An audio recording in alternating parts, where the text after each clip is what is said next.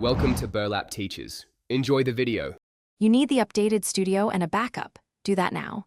First, install the new build and sign in so your cloud assets sync properly. Once signed in, open your main project and save a local copy. This prevents accidental loss.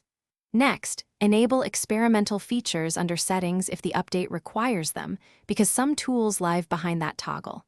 Make sure your plugins are compatible by opening Plugin Manager. Disable any older plugins that throw errors so the session stays stable.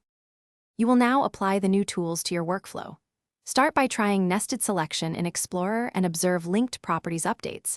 This saves time when adjusting grouped parts. Then, open the animation timeline or terrain editor depending on your task. Learn one feature at a time to avoid confusion. Once edits are made, run play solo and test physics, constraints, and lighting because the update may alter behavior. If behavior looks off, note exact steps so you can reproduce issues for later fixes. You finish by publishing incrementally and validating the live experience. First, export a version or use Publish to Roblox with a clear changelog so you can roll back if needed.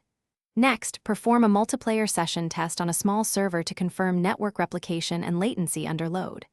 If something breaks, open the output window, copy error messages, clear studio cache, and restart.